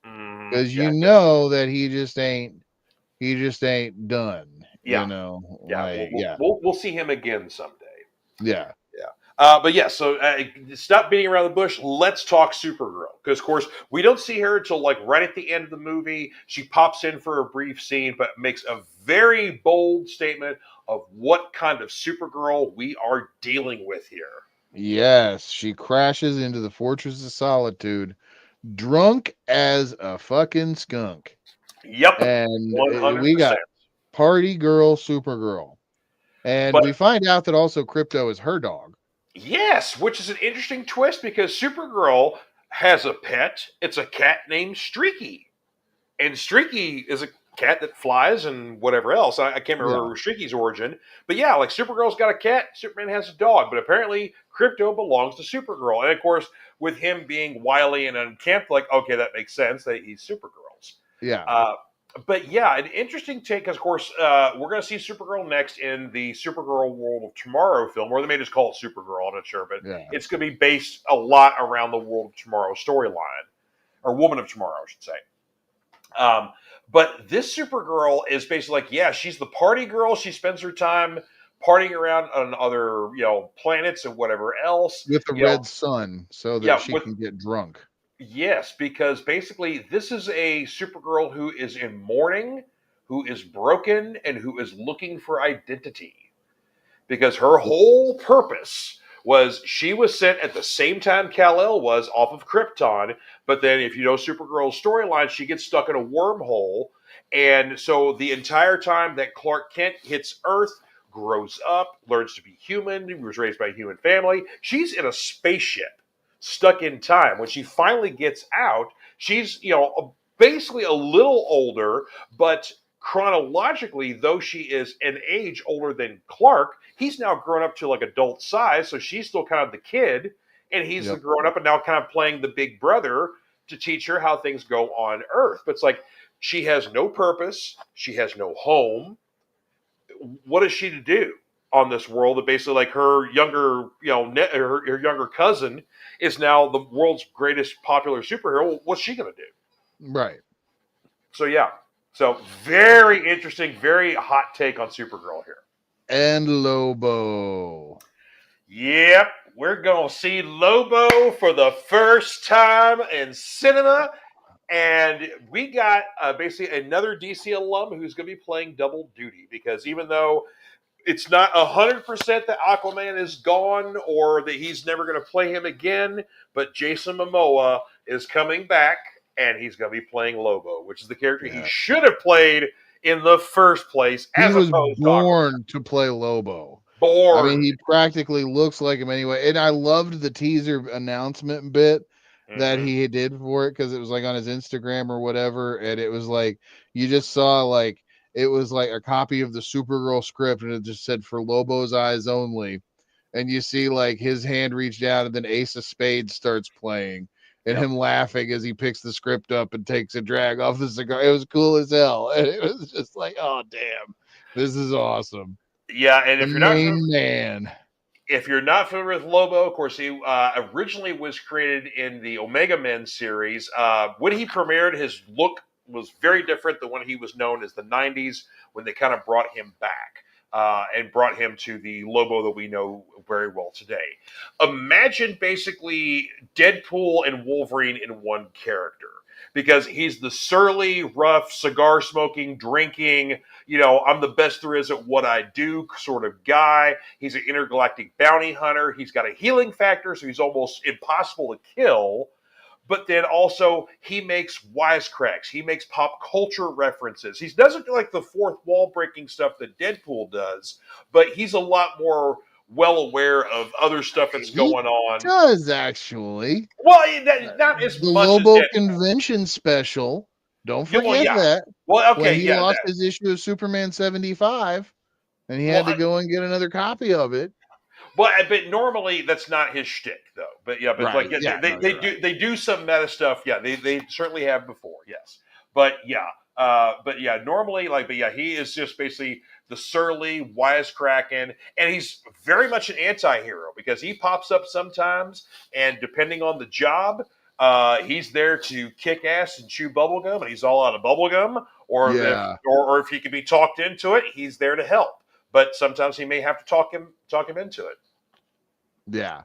And see, I loved Lobo because back in the day, my first exposure to him was really from the mid '90s stuff, like the convention special and like Mm-hmm. Lobo's Back's Back, Oh yeah. and which were like these really bizarre Simon Bisley painted miniseries where Lobo was just doing all kinds of crazy crap, and then it was the Legion series, Yep. right? That was hella good because he actually teamed up with Legion 97 Yep. and yeah, one of like Brainiac's Five's future incarnations or whatever when he's a good guy. But yeah, that whole thing was really good because it was like space cops, but like Lobo was like the Ice-T Law and Order character. You Right. Yeah. know, yeah, it was pretty rad. Yeah. But Braylon saying he loves Lobo. Yes, I know yeah, you do, sir. But literally, the first time he pops in the shop, he's looking for some Simon Bisley stuff. There's like, yeah, oh that's my yeah, guy. Braylon, so you guys want to know something kind of messed up about Bizarro from Superman, the animated series? When Lex made the clone that would become Bizarro, he has grown with the suit on, meaning the cape is essentially a giant flap of skin that grows on his ew, back. oh He's kind of right though. yeah, They don't oh really talk about that's that, but yeah, terrifying to think about. Yeah, he's 100% about that one. oh man, Oh yeah, basically he says likes in the Lobo convention special. He just hawks on some guy's rare comic, and then the yeah, dude dies from a heart attack. yes. That's right. I forgot about that. It's been probably decades since I read that, but I read my copy to tatters, Oh and I yeah, was so happy when I got the Lobo convention special. I And know. then there was the Lobo Bloodlines annual that started Mhm. that whole cross. I have a weird soft spot for that dumbass crossover, but Well, I do too because it introduced Tommy Monaghan, the Hitman. So, and yeah, Hitman has still always been one of my favorite DC series of all time. So yeah. yeah, I mean, Hitman was about the only character that survived out of out of the originals, wasn't it? yes, Yeah. yep, Yeah, if you're unfamiliar with the concept, every annual that year, like because every comic that they had always had an annual issue that was like double size, 64 yeah, pages, the whole special deal. They ran this thing called Bloodlines, where it was like these aliens were making it closer to Earth as the issues progressed, and hmm eventually they made it to Earth. But like in each issue, a new superhero would have to deal with them. So like in the very first one, it was Lobo and the Legion and ends up making like they make like they do this thing where they alien the back of your neck and like yeah, suck out your whatever, but in some people it activates your metahuman gene, so it makes up whole new superheroes. So the whole idea was that it was going to make like this whole new line of superheroes that DC could use and like all kinds of stuff. And the yeah, only one that ever made it out of like 32 annuals was Tommy Monahan, Hitman, made by Garth Ennis. yep, and And John, yeah, yeah. Yeah, the yeah. only one there. Yeah, and that is the Demon annual, by the way, of Oh Bloodline. yeah, that's right. Yeah, the Demon Annual. I forgot about that. Yeah, because you had oh god, I can't remember who it was that was on the Demon. Alan Grant. Alan Grant had the Demon run for a while in the '90s, and Yes. then he transitioned off of it, and then Garth Ennis and John McCrae took over the rest of the run until it ended. And then when the Demon it ended, the Demon run ended words. Then Demon basically went over to Hitman. Okay. Okay, that's right. Yeah. Yeah, Etrigan basically. So you got all these like various Hitman, weird ass superheroes, and a demon. I see. That's kind of why I love Etrigan anyway, because he can just kind of show up and work in just about any situation. You really Why can. not? And a couple of random Hitmen on the side, especially the Section 8 characters. Yep. Yeah, those are the weird superheroes. Basically, the Section 8 was a group of superheroes that basically, if these were the Timu superheroes, that maybe you can get like, uh, They're the action force compared to the GI Joes when you go to Walmart and Oh well, no, Action Force. That was the British GI Joe. No, these Or was. no, what were the generic GI Joes Oh, that I know Walmart what you're talking about generic? the Wal, but yeah, the Walmart generic GI Joes. Yeah, Yeah, yeah. That's definitely what. Yeah, Section 8 is. But yeah, yeah. they're slightly unstable, mentally ill. Some of them even homeless. Oh, Yeah. jeez. So yeah, but yeah, but yeah. Oh God, Hitman was just wonderfully insane and crazy. But yeah, so Yeah, it had it gave one character who should be a swearing mofo the best excuse to not swear in a comic book code, because it was still a code book, wasn't it? yep. They didn't, yeah, so they couldn't use hard swears, but one character doesn't swear because he promised his mother that No, he wouldn't, he and wouldn't. so that's why he doesn't use curse words. Oh yeah, look up Hitman. It's such a weird, Yeah, wacky it's wonderful, and especially too, like, given Garth Ennis does not like, he's notoriously does not like superheroes, yeah. right? And but he's got a weird respect for Superman Yes. because yeah, and you know what? Screw it. Let's get political for a second with the whole idea of the immigrant Superman. Let's You yeah. know, Let's yeah. yeah. So James Gunn like was been catching a lot of crap because he said that like Superman's basically an immigrant story, and it is. You know, Yeah. Superman. Yeah, he comes from another world. Actually, he's a refugee technically. You know, he can't go back Technically, to yeah. his homeland. Yeah, but Yeah. See, yeah. See, not to interrupt you, but yeah, Kevin brings up here. So why is Superman now super woke man? And then, see, this is what we're going to talk about here. yeah, this is what we're going to talk. Yeah, because it. Yeah, the whole idea of this whole like Superman being woke thing pisses me off. Like, one tirade at a time. Anyway, sorry. Where was I on the original? We were talking about the shit. Basically, that's an immigrant story. Yeah. Yeah, the immigrant story. Yeah, so which Superman is an immigrant, and it's the idea of someone coming to America and making the best life that they can with what they're given, and Hmm. being kind to people, living the embodiment of the American dream, showing kindness to other people, and trying to do what is best on a day to day basis. Superman pretty much even says as much, in the at the end of it, when he's Yeah. trying to explain that to Luthor that he's just as human as anyone else, because Luthor tries to make Superman out to be a them, Yeah. as an us versus them thing. You always want to try and make if you can make out somebody an outsider, you Yeah. can villainize them. You can demonize them very, very easily. And Hmm. it's a very much an immigrant story in that way. Yeah, that is what Lex Luthor is trying to do. In the context of the current political climate, it has nothing to do with anything that the movie was saying, because the movie was already finished with primary photography before any of this crap happened. Right. So if you think that this is some hidden commentary on some whatever thing or has some leftist agenda bullshit, fuck off, you're wrong. I mean, Exactly. just plain and simple. That's not what it is. It's like James Gunn has like said as much, that the movie, like, the two countries don't exist. Their DC Comics is notorious for using like horrible to pronounce fictional Middle Eastern countries. Right. Like, Corto Maltese was in Suicide Squad, right? It's Hmm. like that place don't exist either. And Right. and that is like a stand-in for what, Nicaragua, I think, or Something like that. Yeah. Just yeah, one of those countries. Any kind of South American countries that Yeah, well, one of those South American countries like that. But no, and the idea that it keeps coming back to the idea, like, okay, it irks me when people call stuff woke or whatever, because it's like, do you know the definition, the origin of the word woke? I Right, do like, not know. yeah, okay. So technically in the 40s, it derived from something that came out in the 40s in the Africa with the famines in Ethiopia and Nigeria and all that, right? Like the Mhm. peasant uprisings over there, like wake up Africa, wake up Nigeria. That was a rally cry, right, in the African American community with the famine Okay. stuff. So then in the 60s, it gets reappropriated for civil rights, like wake up. Like it's a rally cry for African Americans to stay diligent, to protect each other, and to watch out for injustices that are being done to everyone else. The civil rights movement. So now the term woke is being turned around and co-opted as a slur, as something that you don't want, Right. as that you're trying to make it out as to be something negative. And what you're technically doing by saying that is you're enabling racist language, and denying black culture just outright. Like Yeah. it's a horribly racist dog whistle. Yes, absolutely. to call something woke or be anti woke, or that's what you're saying with the term.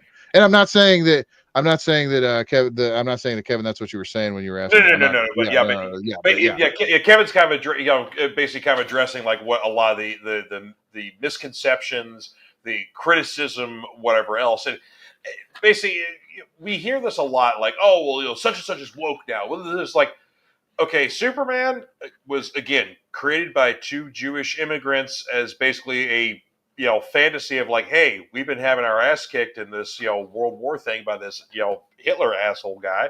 Why don't we create something that can kick his ass right back? yeah. Well, there's Superman. also too like what Superman smashes the Klan. Yeah. What Superman wasn't woke in the 50s when he was going after the Klan. Mm-hmm. And like that whole like the 16-part radio program. I don't know if it was the fifth or was it the 40s and the 50s. Was 40s and that 50s. Yeah, 40s, 50s. Yeah. yeah, yeah, that was a 16-part radio program where Superman like, and it went into gory detail about like the hidden stuff that the Klan, like the stuff that the Klan was like subverting into their messaging, and like it Yeah. outed them with their secret handshakes and symbology that they used, and like totally decimated Klan membership. So Mm-hmm. Superman really did smash the Klan. Yeah. The whole thing was there was a reporter who went and got all this information out, and that's how they presented it, was in the Superman radio show. It was friggin' brilliant. Yeah. So yeah, it's like Superman has always been about that. And there was a great comic book series a couple of years ago, Superman Smashes the Klan too. Yeah. It was. Yeah. Yeah. Yeah. And of course, I've heard people say, "Oh, well, X-Men is woke now." Like, X-Men was literally created as an allegory for the civil rights movement of the 1960s. It's It's like you it's like anybody basically who are for the most part anybody who uses the word woke on a whether it's a derogatory basis or whatever else, it's like, okay, instantly that's a red flag. It's like, okay, you're probably an idiot. Because yeah, it's stupid it's terminology. It's at almost like best. it's the repression of information. Yeah. Yeah. I think at best it's a way to say that you don't like something Yeah, without explaining why you don't like it.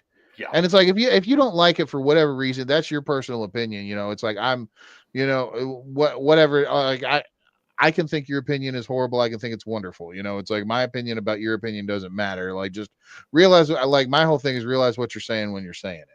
yeah. You know, Exactly. yeah. And in regards to, and like when you have people like Ben Shapiro saying that this Superman movie is not political, like when you have like people on the conservative side watching this movie and going, yeah, this movie, there's no, then Yeah, that kind of tells you something. yeah. It's That it's like the people that are really trying to push this whole idea that it's like some kind of leftist propaganda is, that they really need to reevaluate how they view things. yeah. I mean, they're reading things into certain other aspects of media that just aren't there. Yeah. It's like, okay, it's like not everything is out to kill you. Not everything is out to convert you into something you don't want to be. It's just this paranoia that media, whether it's conservative, whether it's liberal media, whatever else, just the paranoia that is being expressed and to whatever their constituents happen to be, where it's like, yeah, you're like sitting there like, oh, everything's out there to attack me. Yeah. Well, it's like, no, chill Right. out, get over it. This is reality, and reality is, yeah, okay, maybe the world's maybe not like a nice place 100% of the time, but it's not also, we're not living in the fourth world here. We're not gonna, a volcano's not gonna erupt Yeah. suddenly and kill everybody. We ain't So living in the fourth world. And what's so wrong with with to quote Elvis, going back to the theme of the episode, Superman being punk rock, being nice to people. I'm going to quote a little Elvis Costello. What's so funny about peace, love, and understanding? Like, yeah. yep. Yes, sir. Yes, sir. Uh, Oh, and Diamond Dave is in the house here. Yes, sir. To answer your question, this is 100% a UHF shirt here. yes. Yeah, because see, there's Goonie, the kung fu guys, and then there's Al right there with the Yep. Rambo gear. Rambo Al, yeah. So supplies. Yeah, and yeah, Dave's right. Jimmy has a bigger harem than Clark does. Yeah, we're worried about Yeah. Superman's harem. It's Jimmy Olsen's harem we should be worried about here. Did you see what he had Tess in his phone as? No, I didn't notice that. Mutant toes. Yeah, and so it's like I'm like, oh man, leave it to Jimmy Olsen to be superficial as hell, Dude, because I think that he's Eddie Murphy's character from Boomerang.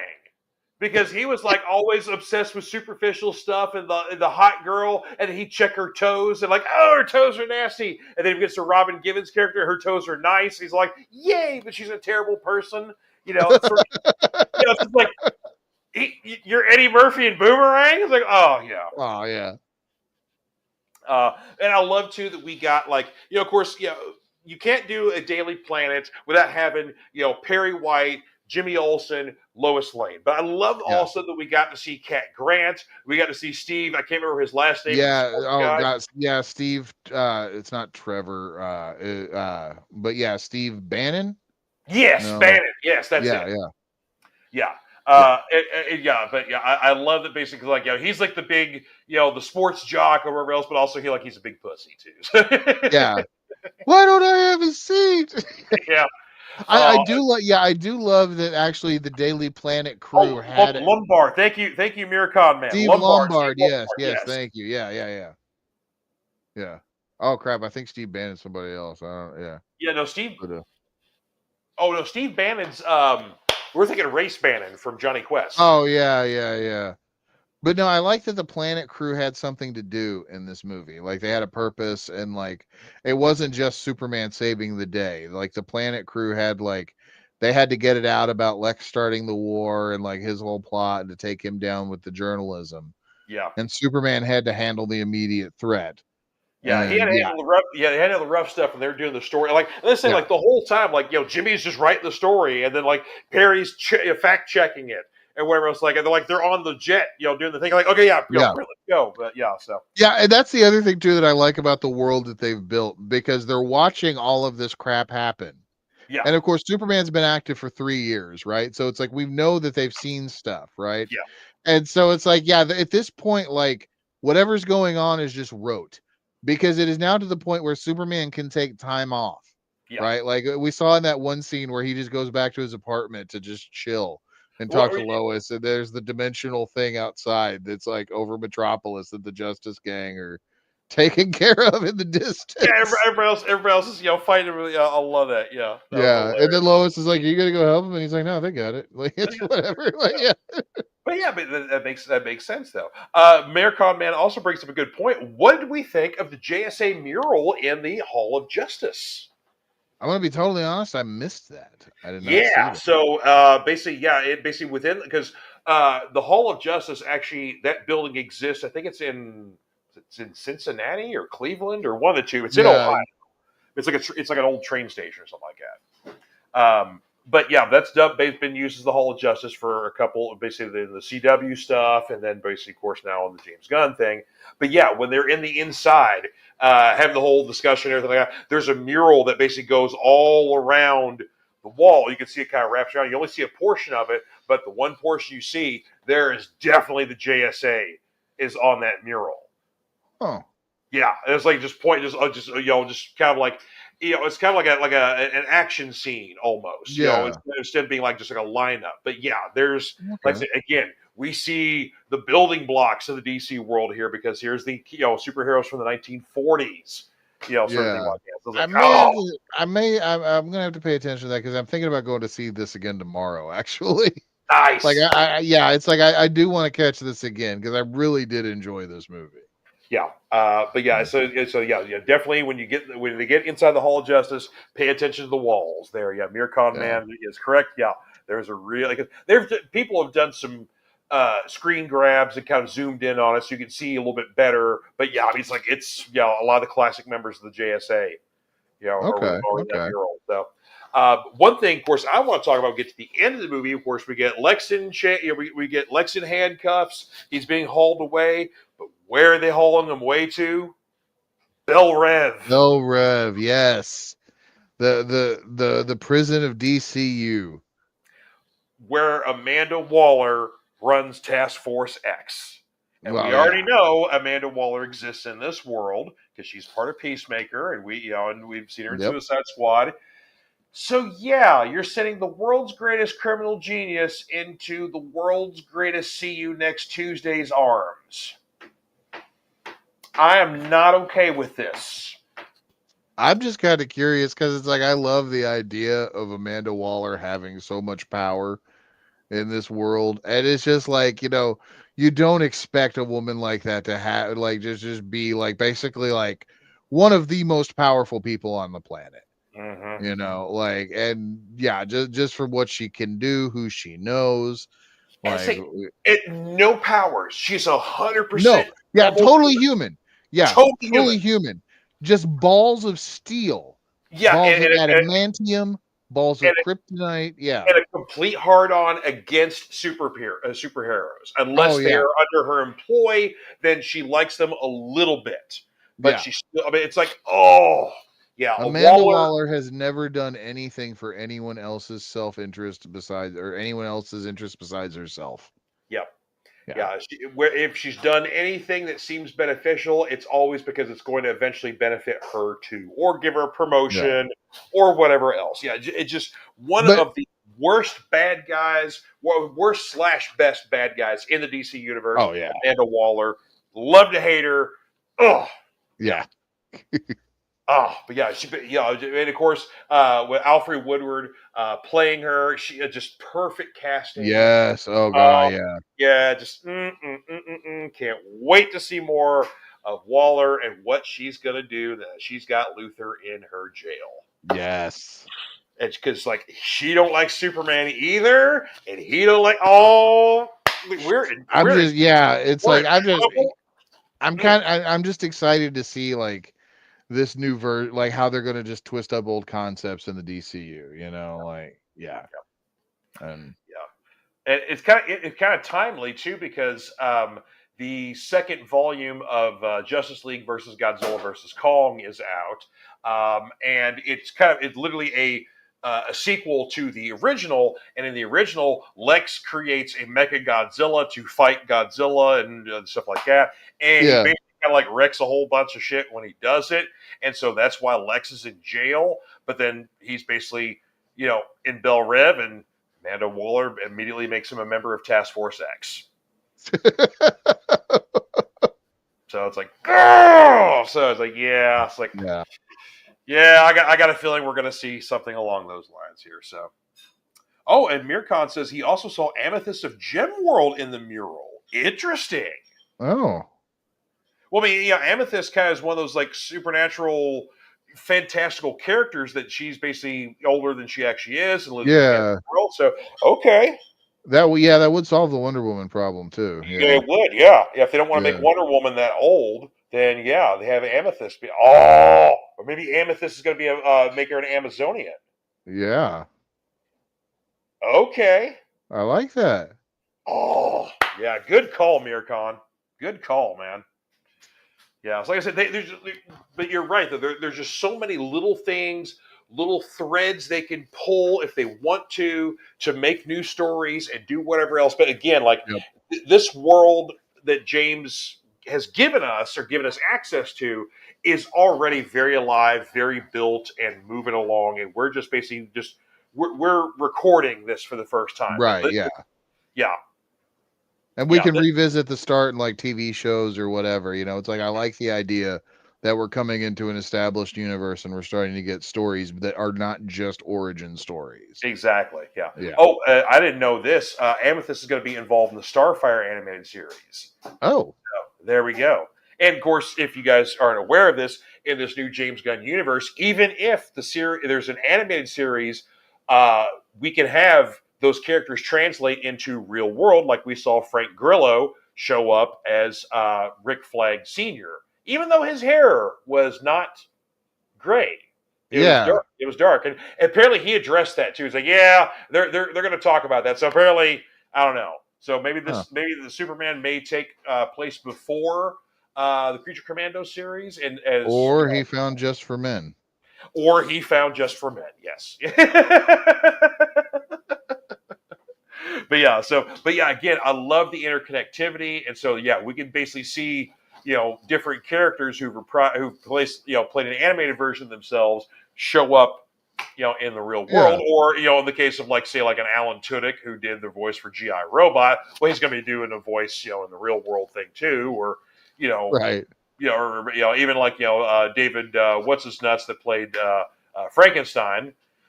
He could show up just basically all painted up in Frankenstein gear and shit like that. Well, So maybe he'll do a better performance if he's actually acting it, because as a voice let's actor, hope he's so. god awful.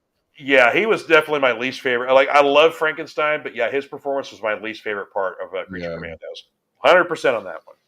Yeah. GI Robot stole the show, and Frankenstein drug it right back down. Right. Exactly.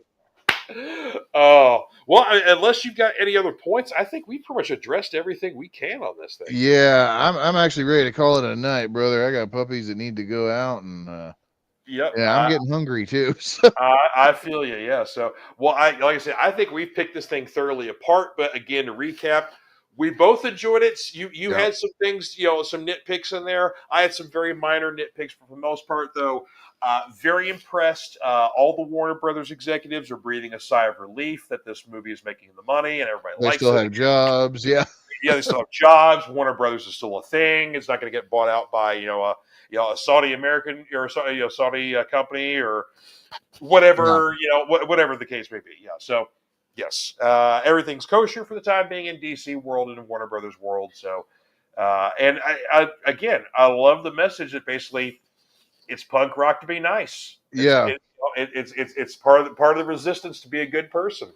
Like, Yeah. I I like dig that. it. I dig it. I like it. It's a very Superman message. Well, Really. I mean, in '78, the tagline was "You will believe a man can fly." In 2025, you will believe a man can be nice. Yeah. There you go. There you go. Well, folks, as I said at the top of the show, we will not be on next week because basically I'm taking my nephew out and the Mrs. Fanatic, and we're gonna go see Fantastic Four and have a good time hanging out with my beloved nephew and all that good stuff. But we'll be back the week after that. We'll find out what topic we're going to be talking about as well. Maybe you got something for us, or maybe we'll dip into some effed up history, or whatever. Yeah, I'll come on. I'll have a good effed up history when we come back. Yeah, I like it. I'll I have like some it. time to prep for that. Yeah. Oh, hang on. Mircon Man says, weird question. That's not a weird question. What hours is clobbering open on Friday? Checked wrong Google. It seemed closed when you showed up this morning. We are open from 11 a.m. to 7 p.m. on Fridays. Yep. So yeah, I don't know what they said on Google, but yeah, we're open. We're open 11 a.m. So yeah, and then 11 to 7. that's right. And then Mondays we're closed, and Sundays are early day. We're only open till 3. But yeah, 11 to 7 Tuesday through Saturday, and then till 3 on Sundays. So yeah, well, hope you can come out, man. Be good to see you. But, see, Google said 9:30. I wonder if that's I wonder if Tommy put that in for delivery purposes. But yeah, no, we're 9:30. No, it's not your bad whatsoever. No, I got a feeling our owner put a weird thing on there. Yeah. Business hours are 11 to 7, not 9:30. No one's in the shop at 9:30 in the morning. Do not come at 9:30. Somebody might be in the shop at 9:30 in the morning. It's just not going to be me. So. Oh, there you go. Yeah. It's the ghost of clobbering. Anyway, all right, we're going to get out of here. Seth's got some puppies to take outside because they got to go tinkle and get some food and all that good jazz. So you all have yourselves a wonderful week. Thank you all very much for tuning in and for everybody who chimed in as well. You guys are awesome. Oh, is it? Oh, you and Sammy were. Oh, okay. You guys were at the. Yeah. Okay, you guys were at the Vibe. Yeah, I got you. Yeah. Good night to you. Good to see you, brother. Excuse me. Yeah. So, choking my own saliva here. All right. Anywho, good God. Oh, excuse me. You all have yourselves a wonderful weekend, and we will see you next time on the Fanatic Forum, TTFN. And don't forget, share with your friends, share with your family, share with people you don't even like, or strangers on the street. just nonetheless. Smash that like and subscribe button. That's right. Anywho, now we're going to leave you guys with a word from our friends, Comic Books for Kids. You all have a good one. We'll see you next time. TTFN. My name is Mark Weiss, and I am the founder and president of an organization called Comic Books for Kids.